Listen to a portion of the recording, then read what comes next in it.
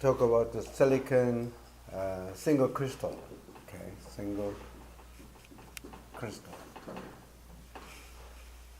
Well, we want to build a transistor in a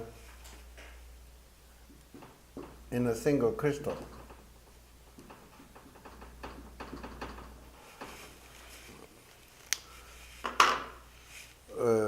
We want to eliminate the effects of the defects,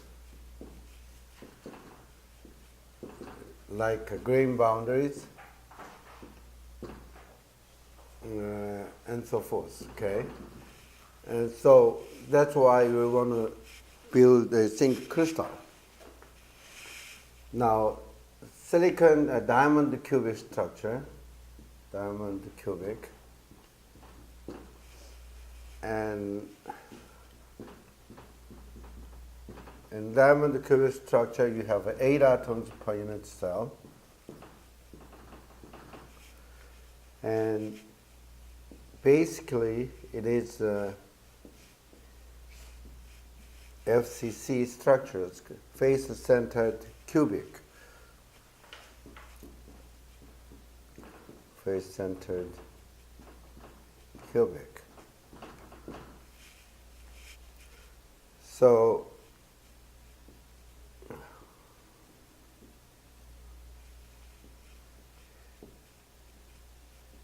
you have atoms at the face center, and this plane is the 1-1-1 plane, and this atom is on top of this 1-1-1 plane, and on the back you have another 1-1-1 plane which goes like this. Okay. And then far back you're going to have another atoms there. So if you look into the vertical body diagonal sections, you can see on the back A position 1-1-1 plane, 1 atom, and then another 1-1-1 atom at the B position, and another 1-1-1 plane, the C position, and this atom is going to be another A, something like that. Okay, so basically what it says is that this is a 1-1-1 plane. Okay, and then one atom on top of this 1-1-1 plane. Look at it like this, and then in the body diagonal, these 1-1-1 planes are going to be sit like that, and then you can see the face-centered cubic. Okay, the face-centered cubic. So this is basically along the body diagonal. You have 4 1-1-1 planes, and then if you stack that ABC, ABC, then you end up with this simple face-centered cubic. That is the FCC, right? And in diamond cubic structure, the silicon particularly, it has 4 atoms along this diagonal sections, and along this diagonal section it has 2 more atoms like this. So it is a face-centered cubic, but it's not a close-packed structure. So as I told you last time, the atomic packing factor of silicon is just 38%. Okay. Only 38% is the silicon atom substance in space. And you can notice that this is loosely bound, loosely packed. So that's why we have many interesting phenomena related with the silicon. Okay, there is not close packed structure, anything. And on the here we have, this is a face-centered cubic that we have discussed, and it has a 1, 0, 0 plane and 1, 1. How come this cursor disappeared? On the why it just disappeared inside this? 1, 0, 0, 1, 1, 0, and 1 on a plane, and we can notice that. And then we have an ingot, and we cut it to identify the wafer crystal structure, orientation, and so forth. And it's going to be explained later. But you can see in 1, 0, 0 plane, the number of atoms per square centimeter. So surface atoms is 9.6 times 10 to the 14th. And wait a minute. This is 100 is 6.8, and 111 is 11.8 times 10 to the 14th. And this should be 110, or something like that. Okay? So 111 plane is the most closely packed, and 100 is the most loosely packed plane. And in one, this is I think it's a mistyping, 110. That is 9.6 times 10 to 14. So this atomic density is not that. It's obviously not close packed, so that you can see through. Actually, it's a very loose. It's not densely packed in any sense. And this is a cut of the ingot to identify which crystallographic directions the wafer has.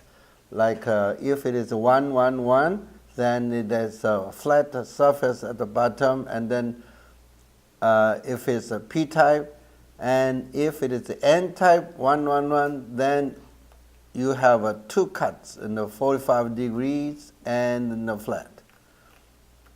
Okay, and then all different. If it is a 100, then you have a right angle cuts like that, and then n-type you have a parallel cuts like this. So if you look into the wafer, then you can see whether it is n-type or p-type, or it is a 100 directions, or it is 111 plane, things like that. And crystal growing, we begin with the Czochralski. And basically what this Czochralski pooling is, that is just we have a polysilicon, and as I told you in the last time, we have a 12.9% purity, very high purity polysilicon, and we melt it at the 1420 degrees centigrade. We level up, elevate the temperature to the 1420 degrees centigrade, then the silicon is going to be melted. So we have a molten silicon like this, and then we have a very tiny single crystal touching the surface of the liquid silicon, and then you rotate and pull. Simple. Rotates and pull like this. And then you're going to have a crystal growing, as you can see here. And what it does is actually it's a very intuitive thing. Okay.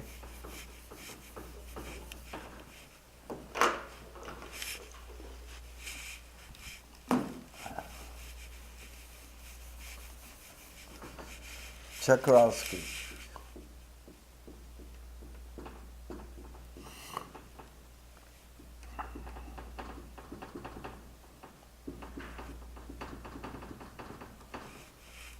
So let's suppose you have a single crystal of silicon. That is the face-centered cubic. So if it is a single crystal, then it should be a rectangular like this, right? And then you use a tungsten wire and use the epoxy glue so that you just attach the tungsten wire this tiny single crystal of silicon, and then you have a vessel, and that is made out of the silicon oxide, this silica. And this is important. See, the vessel is made out of silica, SiO2, and then you have molten silicon here, molten silicon.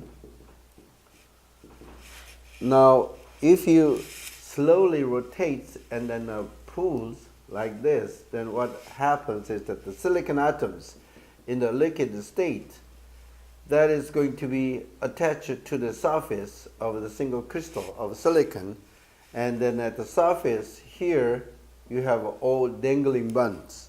Okay, dangling bonds means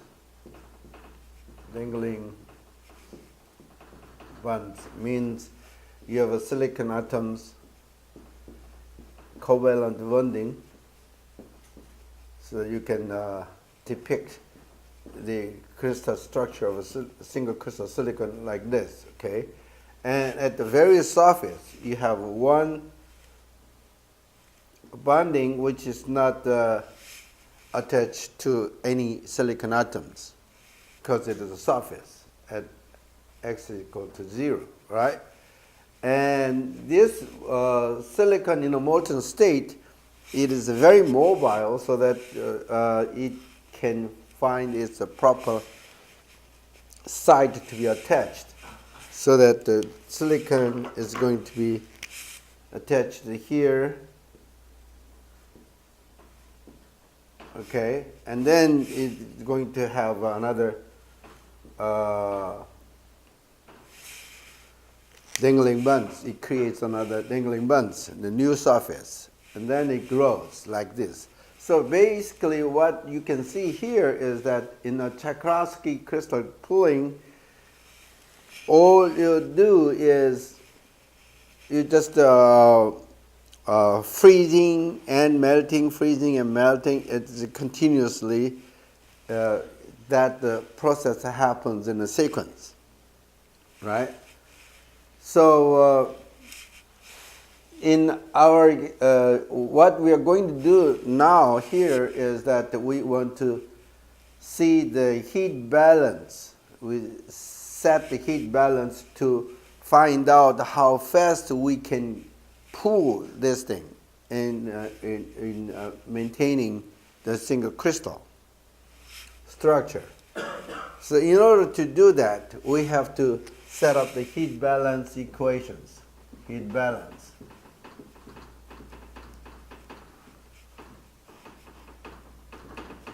Heat balance equation. And it just crystal pooling is just a freezing process, nothing but the freezing process as the crystal grows, okay?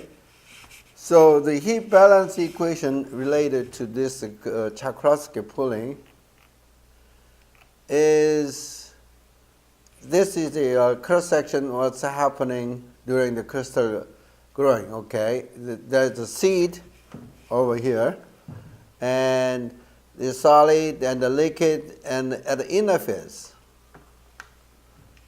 I don't know why it disappears, the cursor is disappeared inside the drawing. Anyway. So this is the seed, and this is the ingot begin to freeze out of this molten silicon.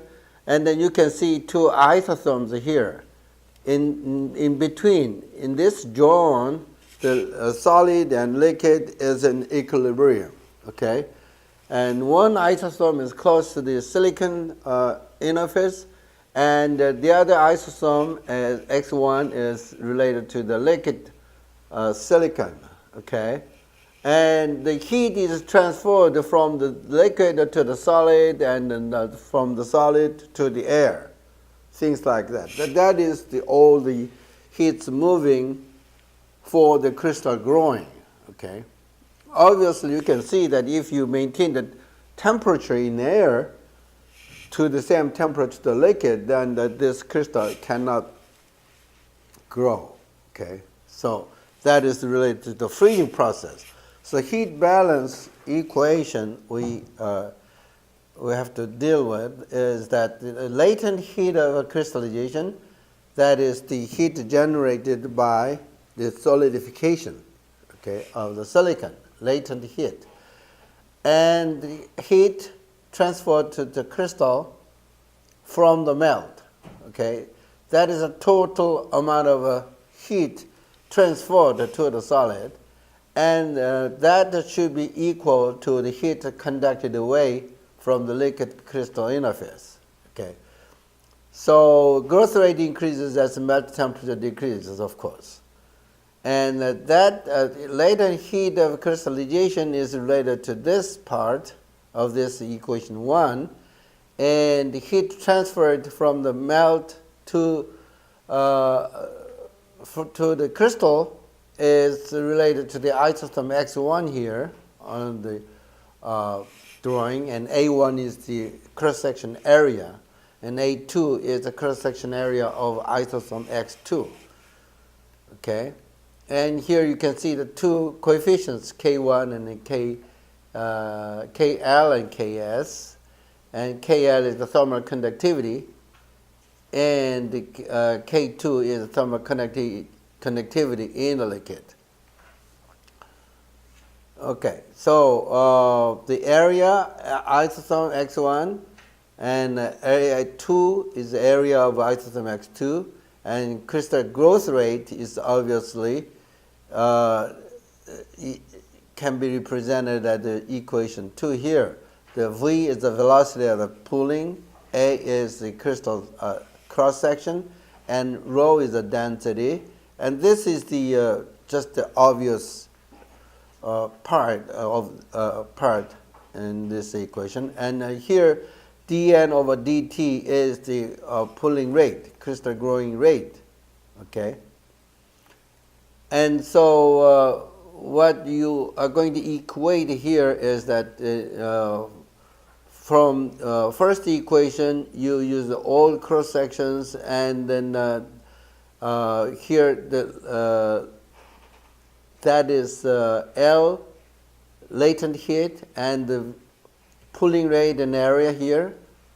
That is replaced on the equation 1. And then we assume that the flat surface of the ingot.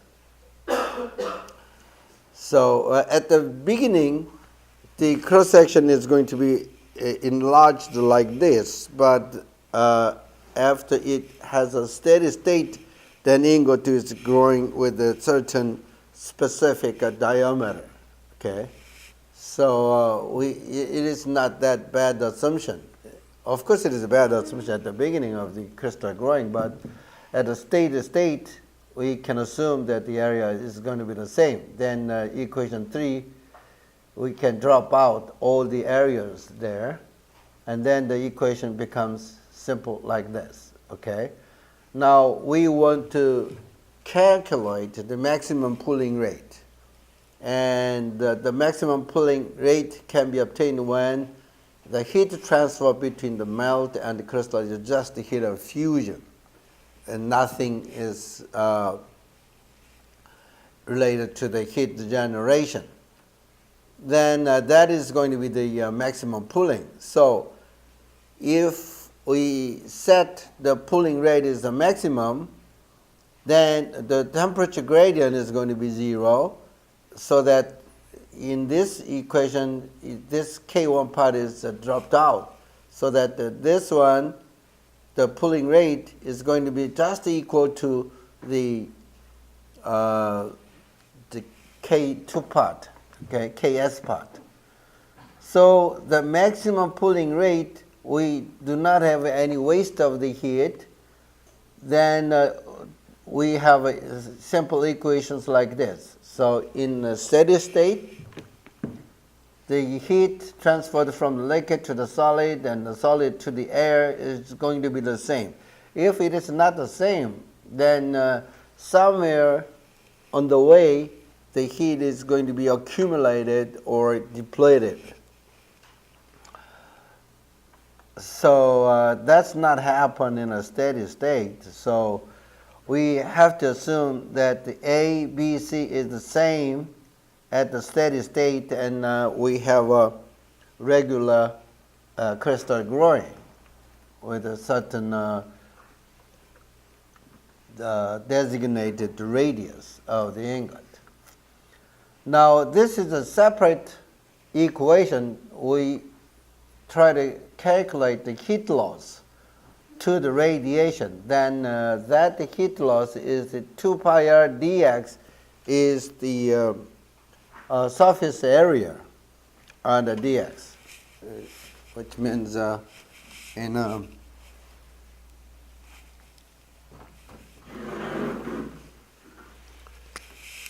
now we have crystal at the beginning. It's going to be enlarged, but at the steady state, the radius of this ingot is going to be specified in a certain size. And then when we approach this, we can assume that the A1 is equal to A2 is equal to A crystal surface, okay? And the maximum pooling, we want to calculate the maximum pooling rate, and that maximum pooling rate, we do not assume any temperature gradient in the isotomes, 2 isotomes here. This is a liquid, and this is a solid, and then we do not have any gradient in this isotomes X1. So we only have the temperature gradient, heat loss, in this isotome X2. And that's why we can simplify the equation of the pooling rate and heat conductivity related to the X2. Now, here at the steady state, the heat is going to be emitted, related to the air, and that heat is going to be calculated on the equation 4 there. And then that equation 4 is nothing but, if this is the dx, and then the cross-sectional area is going to be 2 pi r, okay? So 2 pi r dx is actually the volume which is going to generate the heat. And this is the emissivity related thing, where the Stefan Boltzmann constant and emissivity, and this is the temperature. That's a T4 actually. It's a misprint. It should be the T4, okay? So amount of heat transferred to crystal now is going to be, you have integration of this part, Q, and make a derivative of this equation with respect to the x, and that's a partial derivative of that. And then we assume that no thermal conductivity changes along the length of the crystal. Obviously, the temperature here and here should be the different, but as far as the thermal conductivity is concerned, we assume that there's no difference with the temperature. So we just fix the thermal conductivity as the values Ks, okay? dKs over dx is going to be 0. There's no difference at all. So the equation becomes simple, and then equation 5 there. And from 4, and we assume that it's proportional to 1 over t, the Ks value, thermal conductivity values. We have 2 or 3 assumptions here, but it's not that big assumptions. I mean, it's reasonable to take this thing as a, for example, the thermal conductivity is proportional to the temperature. That is not that bad assumptions. Okay, and then the equation can be simplified to the equation 6, where the alpha is related to the emissivity here, and we set the boundary conditions where if at the interface of a solid liquid the temperature is the melting temperature, and if the crystal is infinitely long, then the temperature is going to be 0 at the far end of the crystal. And we put this boundary condition to this equation 6, then T is going to be solved like this, okay? And we differentiate it, and then we finally can get maximum pulling rate as the Vp max. Here you can see that the maximum pulling rate is inversely proportional to the square root of r. R is the radius. Okay, so these days the radius, the wafer diameter has been increased. For it started out with a 2-inch at the 1949 or 5, something like that, or 50. But now we have the diameter of the wafer is the 8-inch. 8-inch is about 300 millimeters in diameter.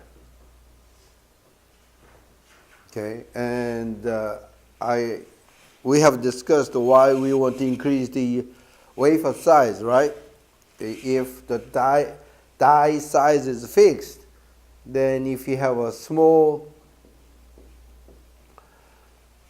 wafer like that, then you have too many waste of the dies. But if you have a big size wafers like this, then the dies at the edge, which is going to be wasted, is not that much. Okay, so that's why we want to have a bigger size and bigger size.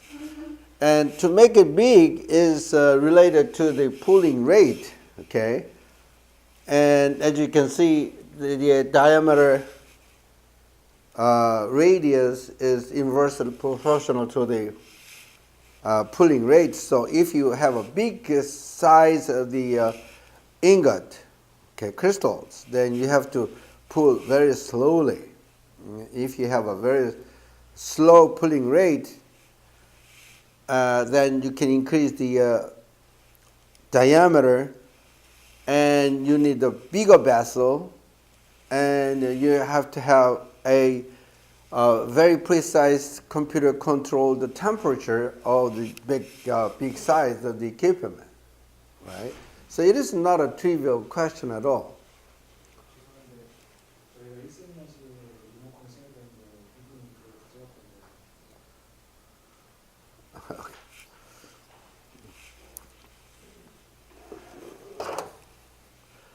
Okay, so to make it big like this is not a simple question. It's not just a matter of pulling rate, okay? even though the pulling rate is inversely proportional to the square root of R. It make it the big size of the wafer. It relates with many, many things. So it is not a trivial question at all. The technology has to be very sophisticated to enlarge the diameter of the wafer. Not only that, the topics that we are going to discuss shortly, which is the distribution of the dopants in the melt, so that which is reflected to the dopant concentration in the crystal, that is very much sensitive to the size of the melt or size of the ingot as well. So that makes us difficult to increase the wafer size. Now it seems to us that the wafer size is just settled to the 300 millimeters in the industry.